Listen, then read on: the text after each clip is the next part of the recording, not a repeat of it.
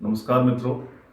आज हमारे साथ हमारे मित्र ज्योति जी, जो कि मानव धर्म परिवार के कोऑर्डिनेटर हैं, और आज इस जगह पे हम लोग उपस्थित हुए हैं कुछ ज्वलनशील मुद्दों को लेके। वैसे जिस मुद्दे की हम बात करने जा रहे हैं, ये ज्वलनशील इसे ना कहें बल्कि शाश्वत ये मुद्दा है हमारे देश में। देश के विकास में जो भी महत्वपूर्ण चुनौतियां हैं, हम उसके बारे में बात करेंगे। सबसे पहली बात तो, हमारे देश में कोई भी देश या कोई भी राज्य की जो दशा और दिशा निर्धारित करता है उस देश या उस राज्य में शासन करने वाले शासक। अगर शासक बहुत अच्छा है तो उस राज्य की प्रजा, यानी उस राज्य के रहने वाले जो नागरिक होते हैं, उनका जीवन बहुत ही खुशहाली से बीतता है और वो फलते फूलते हैं और सर्वांगीण विकास होता है तब हमारे राज्य का। तो इसी कड़ी में हम चर्चा को आगे बढ़ाते हुए आज हमारे साथ जो हमारे मित्र उपस्थित हैं, इनसे हम जानना चाहेंगे कि मौजूदा चुनावी व्यवस्था है, ये कहाँ तक हमारे लोकतंत्र को आगे बढ़ाने में कारगर है, या देश के विकास में अभी जो मौजूदा चुनावी व्यवस्था है उसमें क्या क्या बाधाएं हैं। तो इसके बारे में विस्तृत रूप से हमें बताने जा रहे हैं ज्योति कुमार जी। तो ज्योति कुमार जी। जी राकेश नंदन जी। तो राकेश जी ने जैसा बताया कि चुनावी बाधाएं हमारे देश में सबसे बड़ी चुनावी बाधाएं हैं यहाँ पर सुयोग्य उम्मीदवार की। तो जैसा कि हम जानते हैं कि देख ही रहे हैं आसपास चारों तरफ भ्रष्ट, अपराधी और कम शिक्षित उम्मीदवार खड़े हो जाते हैं। अब वो चुन करके जब संसद में जाएंगे तो हमारे लिए किस प्रकार का नीति निर्माण करें। हमारा जो मुखिया है, हमारा नेता जो है, वो शिक्षित अगर नहीं हो तो किस प्रकार का देश निर्माण कर सकता है। छोटे से पद के लिए भी, राजकर्मी है, किसी देश में एक छोटा सा पद है, तो उसके लिए भी एक न्यूनतम योग्यता की जरूरत होती है, ट्रेनिंग की जरूरत होती है। लेकिन एक बड़े से बड़े पद पर कोई जा रहा है, वहां पर किसी प्रकार की कोई योग्यता, ट्रेनिंग की व्यवस्था नहीं है। अब मान लेते हैं कि प्रधानमंत्री जी हैं या मुख्यमंत्री हैं और उनको देश की चौहद्दी नहीं पता है। अगर पूछा जाए कि बताइए लोहा हमारे देश के किस किस भाग में मिलता है, तो उन्हें नहीं पता है। कोयला कहाँ कहाँ मिलता है, नहीं पता है। भारत में कौन कौन सी नदी कहाँ कहाँ बह रही है, नहीं पता है। तो उनसे विकास की आप आशा कैसे कर सकते हैं? उनको अपने देश के भूगोल के बारे में नहीं पता है, संसाधन के बारे में नहीं पता है। उनसे आप विकास की आशा कैसे कर सकते हैं? तो कितना बड़ा चुनावी यहाँ पर त्रुटियां हैं, कमियां हैं, और इसके प्रति देश में आज तक किसी का ध्यान नहीं गया।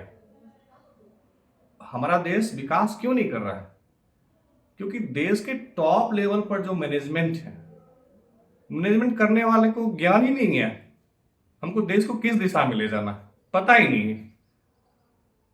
तो बताइए कि जब तक सुयोग्य उम्मीदवार या चुनावी प्रक्रिया नहीं खड़ा करती है, नहीं देती है देश को, कैसे देश का विकास हो सकता है?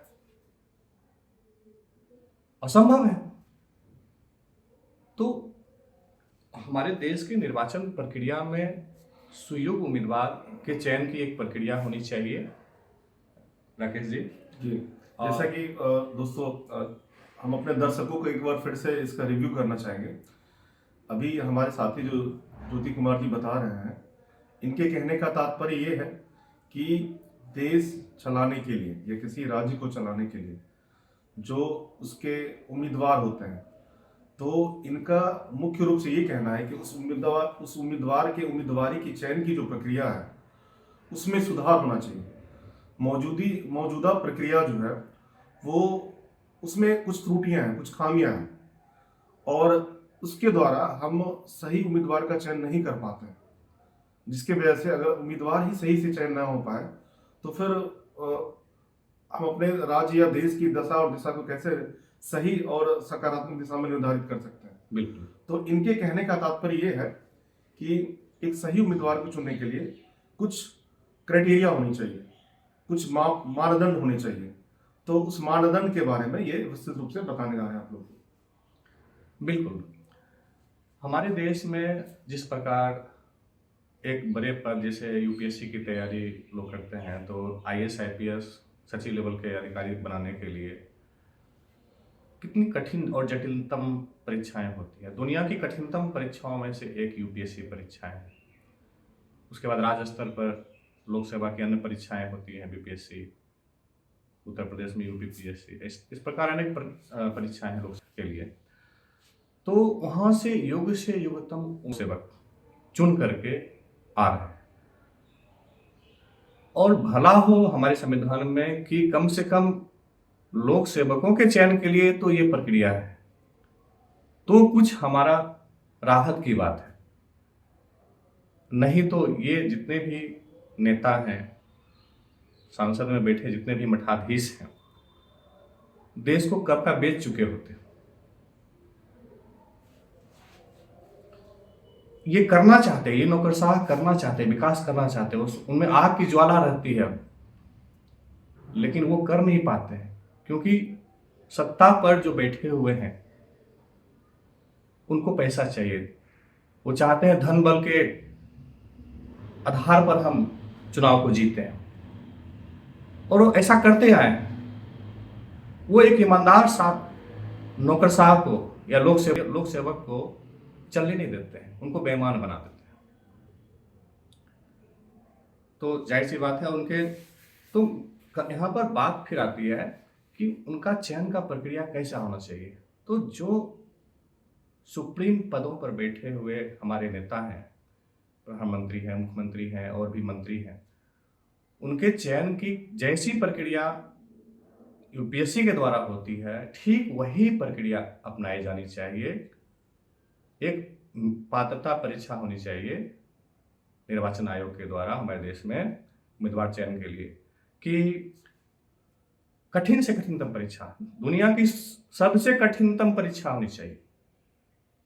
उस उम्मीदवार को पता होना चाहिए कि हमारे देश में का सामाजिक परिदृश्य कैसा है, हमारे देश का आर्थिक परिदृश्य कैसा है, हमारे देश का भौगोलिक परिदृश्य कैसा है, सांस्कृतिक परिदृश्य कैसा है, हम अपने देश को किस दिशा में ले जा सकते हैं, सारी जानकारी उसके पास होनी चाहिए। तब वह देश को एक दिशा दे सकता है। मान लेते हैं कि हमारा नेता कम पढ़ा लिखा है और उसके अंदर में जेंडर भेदभाव है, यानी लैंगिक भेदभाव है, उसके अंदर में जातीयता की भावना भरी हुई है, धार्मिक कट्टरताएं भरी हुई, तो बताइए किस प्रकार वह देश को आगे ले जा सकता है।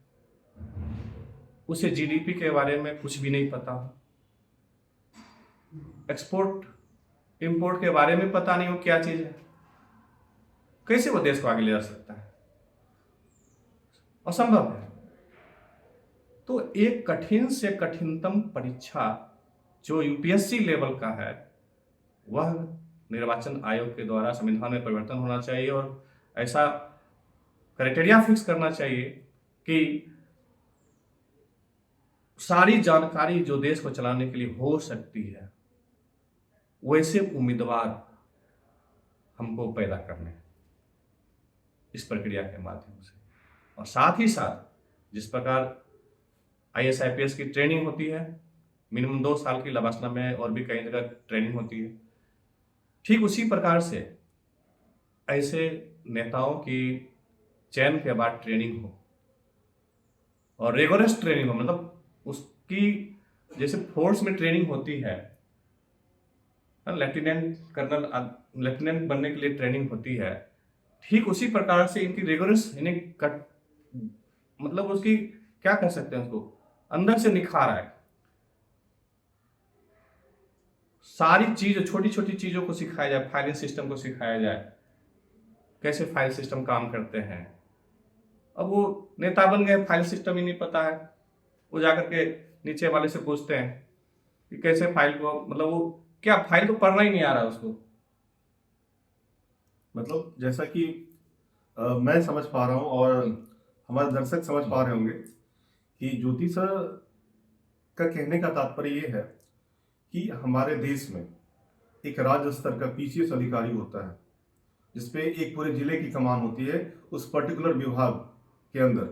जैसे कोई डीईओ है, यानी जिला शिक्षा पदाधिकारी, तो एक जिले के पूरे जिले में आने वाले शिक्षा प्रणाली का कंट्रोल उसके हाथ में होता है और वो उसे संचालित करता है। एक जिले में जितने सारे स्कूल आते हैं, उसी तरह से एक पीसीएस अधिकारी एक पर्टिकुलर डिस्ट्रिक्ट में एक पर्टिकुलर क्षेत्र का सर्वे सर्वा होता है। तो इनके कहने का तात्पर्य यह है कि जब एक पीसीएस अधिकारी के चयन की प्रक्रिया इतनी जटिल है, पहले प्रारंभिक परीक्षाएं होती है, फिर मुख्य परीक्षाएं होती है, फिर उसका साक्षात्कार होता है। इन तीनों पड़ाव से गुजरने के पश्चात एक पीसीएस अधिकारी चुना जाता है, जिसके अंदर पूरी बौद्धिक समझ होती है उस जिले के उस पर्टिकुलर क्षेत्र में काम करने की। तो हमारे राज्य को चलाने के लिए जो विधायिका चुनी जाती है, जो विधायक एमएलए चुने जाते हैं, या सांसद महोदय का चयन होता है, जो देश की पार्लियामेंट में बैठ के देश के कानून को बनाते हैं, बहुत सारे ऐसे डिसीजन लेते हैं जिससे कि लाखों करोड़ों लोग प्रभावित होते हैं। तो क्यों ना उनके सिलेक्शन की प्रक्रिया भी ऐसी ही होनी चाहिए या इससे भी बेहतर होनी चाहिए। तो जब एक अधिकारी चुना जाता है जो एक जिला चलाएगा, उसके लिए इतनी जटिल प्रक्रिया है, तो एक राजनेता जब चुना जाता है तो उसे क्यों सिर्फ इस आधार पर चुन लिया जाता है, उसे किसी भी तरह से प्राप्त हुए बहुमत के आधार पर उसे चुन लिया जाता है। सिर्फ बहुमत आना चाहिए। बहुमत आने के लाने की प्रक्रिया में बहुत सारी चीजें हैं, बहुत सारे ऐसे दोहरे मानदंड को अपनाया जाता है जो कि वैधानिक नहीं है। जनता इस बात को समझती है, लेकिन फिर भी आज हमारे देश में वो प्रक्रिया संचालित है। तो हमारे जो विचारक हैं ज्योति बाबू, ये इस तरफ जनता का ध्यान और मौजूदा जो आला कमान के लोग हैं उस तरफ अपना ध्यान आकृष्ट करना चाहते हैं कि क्या इसमें सुधार होना चाहिए। हम दर्शकों से जानना चाहते हैं, दर्शकों की राय जानना चाहते हैं इसके बारे में, क्योंकि एक पढ़ा लिखा सुयोग्य राजनेता अगर सिस्टम में आता है तो वो चीज़ों को बहुत बारीकी से देखेगा कि उसके क्षेत्र का विकास किन किन चीज़ों पर निर्भर करता है। जैसे जीडीपी हो गया, या अभी किसी भी मनुष्य के जीवन को संचालित करने के लिए 3 बहुत ही मूलभूत चीज़ें होती हैं: रोटी, कपड़ा और मकान। भारत की आबादी आज भी, भारत का की 70% आबादी गांव में निवास करती है और वो इन मूलभूत आवश्यकताओं से जूझ रही है। अभी भी बहुत सारे लोग ऐसे हैं जहां पे पक्की सड़कें नहीं बनी हैं, जहां पे मोबाइल नेटवर्क नहीं पहुंचा है, जहां पे बिजली नहीं पहुंची है, और कुछ जगहों पे तो स्मार्ट सिटीज की बात की जाती है। तो ये एक हास्यास्पद लगता है, क्योंकि पहले इंसान भोजन उसे मिले सही ढंग से, मूलभूत बुनियादी सुविधाएं मिले, तभी तो उस इंसान का बच्चा स्कूल जा पाएगा, स्कूल जाएगा और शिक्षा ग्रहण करेगा। तो सर एक बहुत बड़े सुधार की बात कर रहे हैं। अगर आप इस बात को गहराई से समझें तो कहीं ना कहीं आप सर की बातों से सहमत होंगे। और सर इसमें सर का कहना है कि जैसे यूपीएससी संघलोक, UPSC Union Public Service Commission, संघलोक सेवा आयोग, जिससे कि देश का सबसे बड़ा जो पदाधिकारी चुना जाता है प्रशासन के क्षेत्र में, आईएएस आईपीएस, तो इससे भी टफ प्रक्रिया होनी चाहिए। और उससे जो लोग चुने जाते हैं उसके बाद कम से कम 2 साल का उनके पास एक ट्रेनिंग उनको दिया जाना चाहिए सामाजिक कार्य को करने का, कैसे जनता के कार्य को किया जाए, और उसमें एक प्रैक्टिकल अनुभव, देश को मैनेजमेंट कैसे किया जाए। जी बिल्कुल, एक प्रैक्टिकल अनुभव की बात सर कर रहे हैं। और इसके बाद हमें पूरा उम्मीद है कि जो लोग चुन के आएंगे वो क्रीमी लेयर के लोग होंगे, वो बिल्कुल चीजों को समझेंगे, क्योंकि उनके पास सैद्धांतिक ज्ञान के साथ साथ प्रैक्टिकल नॉलेज भी होगा। और जब सैद्धांतिक ज्ञान और प्रैक्टिकल नॉलेज एक साथ जुड़ता है तो फिर उसके द्वारा जो की गई पहल होती है, उसके द्वारा जो किया गया काम होता है, बिल्कुल साइंटिफिक तरीके से पूरी तरह धरा पर जाता है। बिल्कुल बिल्कुल बिल्कुल राकेश जी। और साथ ही साथ ये भी होगा, कि जो आपराधिक प्रवृत्ति के भ्रष्ट लोग चुन करके आ जाते हैं अनायास, जी नहीं, उस पे लगाम लगेगी। जी बिल्कुल, सर का ये भी कहना है कि हमारे समाज में बहुत सारे ऐसे लोग हैं जो आपराधिक पृष्ठभूमि से आते हैं और वो किसी तरह से धन को इकट्ठा करके चुनाव के प्रचार प्रसार में, जैसा कि आप देख रहे हैं कि अभी प्रिंट मीडिया से भी ज़्यादा इलेक्ट्रॉनिक मीडिया का बोलबाला है। लोग उस पर बहुत सारा धन खर्च करते हैं और धन खर्च करके वैसे इस चक्कर में वैसे जो सुयोग्य उम्मीदवार हैं, जो ईमानदार लोग हैं, क्योंकि उनके पास उतना धन होता नहीं है तो वो चुनाव को उतना खर्च नहीं कर पाते हैं। तो अभी क्या है, जो दिखता है वही बिकता है, ये वाली नीति चल रही है। तो ऐसे लोग, ऐसे आपराधिक प्रवृत्ति के लोग अपने बाहुबल के द्वारा और पैसे की ठसक पे ऐसे चुनावों को बीट करने की कोशिश करते हैं, ऐसे चुनाव को क्रॉस करने की कोशिश करते हैं और इसमें जो सही सुयोग्य उम्मीदवार होते हैं कहीं न कहीं उनकी जान चली जाती है। हाँ, और इस तरह से हम सही सुयोग्य उम्मीदवार का चयन नहीं कर पाते। और सुयोग्य उम्मीदवार खड़ा होने से डरते हैं। जी बिल्कुल। शिक्षित उम्मीदवार इस फील्ड में आना नहीं चाहते हैं, जी। सेवा के फील्ड में, क्योंकि उनको लगता है कि मेरा यहाँ सुरक्षित नहीं है, हम जी, यहाँ पर है। जी, ये वैसे मुद्दे हैं जो जिसके बारे में लोग, आम जनता बात नहीं करती है और कोई भी पब्लिक प्लेटफॉर्म पे बात नहीं करना चाहता, क्योंकि लोग कहने से बचते हैं। लेकिन उसमें जो हमारे मित्र हैं, ये एक सोशल वर्कर भी हैं और मानव धर्म परिवार नाम की संस्था को चलाते हैं। तो ये बिल्कुल दिल से इस चीज़ की मुहिम चला रहे हैं कि लोगों में कैसे जन चेतना है, जन जागरण आए। जो मौजूदा चुनौती है हमारे देश को आगे बढ़ने में, ये उन सारे मुद्दों पे बात करते हैं और हम आपके साथ इसी तरह से जुड़े रहेंगे। उम्मीद है हमारे द्वारा जो ये छोटा सा डिस्कशन किया गया, और ये एक मुद्दा है जो कि अनादिकाल से चला रहा है, जब से चुनावी प्रक्रिया हमारे देश में संचालित हो रही है आज़ादी के बाद से। तो ऐसे ही चीज़ों को हम लेके आपके बीच आते रहेंगे। सर, लास्ट में एक मैसेज है, मैथिली शरण गुप्त की एक पंक्ति है कि जो हमारे अंदर ऊर्जा का प्रवाह करती है कि करके विधिवाद न खेद करो, निज लक्ष्य निरंतर भेद करो। करके विधिवाद न खेद करो, निज लक्ष्य निरंतर भेद करो। बनता उद्यम ही विधि है, जिसमें छुपी सुख की निधि है। समझो धिक इस निष्क्रिय जीवन को, नर हो न निराश करो मन को। तो इसी के साथ हम अपने मुख्य अतिथि के साथ विदा चाहेंगे। तब तक के लिए नमस्कार। नमस्कार।